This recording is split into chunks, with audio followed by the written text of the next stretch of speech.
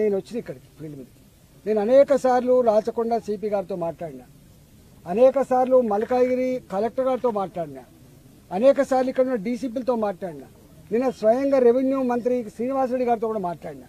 నేను ఇలా పోతున్నా అని చెప్పి ఇక్కడికి వస్తే నేను ఉండంగా నేను ఇక్కడ పార్లమెంట్ సభ్యుడిగా ఉన్నాగా, నేను ప్రజలతో మీటింగ్ పెట్టుకొని ఉన్నాగా ఇలా గుండాలు ఇక్కడ లిక్కర్ బాటిల్ తెచ్చుకొని బీరీ సీసాలు తెచ్చుకొని తాక్కుంటా ఇక్కడ దౌర్జన్యం చేసే ప్రయత్నం చేస్తున్నారు. రాత్రి నేను ఇక్కడికి వస్తున్నాను తెలిసి మీరు ఎంపీ గారు వస్తున్నట, మీరు ఎంపీ గారి దగ్గర పోయినట, మీ సంగతి చెప్తామని చెప్పి మహిళల మీద దౌర్జన్యం చేస్తున్నారు. నేను అడుగుతా ఉన్నా సిపి గారికి, టెంట్ వేసుకొని టెంట్ కాలబెడతాం అంటే ఎంపీ గారు వచ్చే టెంట్ కూడా కాలబెట్టే స్థాయికి ఎదిగిందంటే పోలీసులారా మీరు ఎవరికి రక్షణగా ఉన్నారు? మీరు ప్రజలకు రక్షణగా ఉన్నారా? గుండాలకు రక్షణ ఉన్నారా? ల్యాండ్ బ్రోకర్లకు రక్షణ ఉన్నారా? డబ్బులు ఇచ్చే వాళ్ళ రక్షణ ఉన్నారా? ఆలోచించుకోవాలి. ఇలా ఒకనాడు తెలంగాణ పోలీసు అంటే ఇంత ఇజ్జత్ ఉండేది, ఇంత గౌరవం ఉండేది. కానీ ఇలా తెలంగాణ పోలీసు అంటే ఇజ్జత్ లేకుండా పోయింది, గౌరవం లేకుండా పోయింది. మీరు ఆలోచించుకోమని చెప్పి హెచ్చరిస్తానా. నేను ఇక్కడ ఉన్నా ఎవడొస్తాడో ఎవడు దౌర్జన్యం చేస్తాడో ఒకవేళ మీరు కనుక కంట్రోల్ చేయకపోతే, ప్రజల ఆస్తులకు రక్షణ మీరు ఉండకపోతే, ప్రజల ప్రాణాలకు కనుక పోలీస్ డిపార్ట్మెంట్ రక్షణ ఉండకపోతే అదేందో మేమే మా చేతులకు తీసుకోవాల్సి వస్తుంది. మేమే గుండాలకు బుద్ధి చెప్పాల్సి వస్తుంది, మేమే ల్యాండ్ బ్రోకర్లకు బుద్ధి చెప్పాల్సి వస్తుంది, మేమే ఈ చిల్లరగాళ్లను తరిమికొట్టే పరిస్థితి అని చెప్పి హెచ్చరిస్తా ఉన్నా.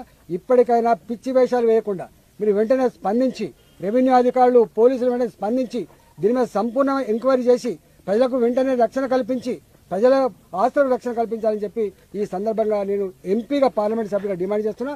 లేకపోతే ఎంపీగా మా కార్యకర్త భారతీయ జనతా పార్టీ కార్యకర్తలుగా మేమే మా ప్రజల్ని కాపాడుకుంటాం, మేమే ప్రజల ఆస్తులకు రక్షణ ఇస్తామని చెప్పి ఈ సందర్భంగా తెలియజేస్తా ఉన్నాం.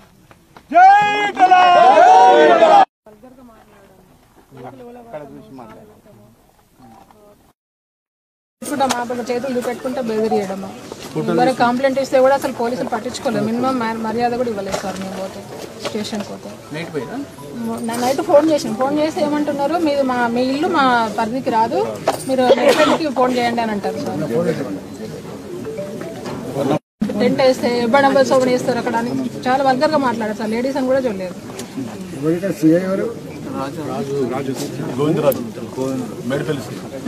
చేసుకుందామని నైట్ టెంట్స్ మంచిగా చైర్స్ అవన్నీ తెప్పించి ఏసీ చేసుకుందామనే మూడ్కు 10 మంది వాళ్ళు వచ్చి మా మీద దౌర్జన్యం చేసింది సార్.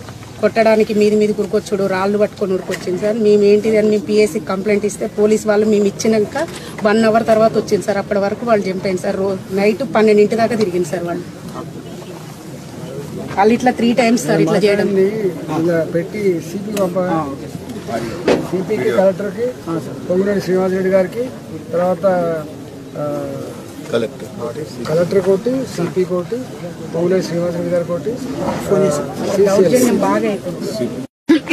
సిపి గారు నేను మీ జ్యూరిడిక్షన్లో ఉన్న సిపి గారు నేను ఒక ప్రెస్ మీట్ పెట్టినది మీకు పంపిస్తా ఇప్పుడు 5 నిమిషాలు ఒక 2 నిమిషాలు పంపిస్తా చూసుకో. మిమ్మల్ని అనకపోతే ఇంకేమైనా అంటే చెప్పండి, మీరే కదా మా ప్రజలకు రక్షణ కల్పించలేదు, ఏం చేస్తాను చెప్పి మేమే రక్షించుకోవాల్సిన పరిస్థితి. నేను ఏకశిలా నగర్లో ఉన్నా, మీ సిఐ అంటూ అడుగు ఏమైందో ఇక్కడ చెప్తాడు. సిఐ అంటూ అడుగుని పంపిస్తాను. చాలా లేట్ చేయకుండా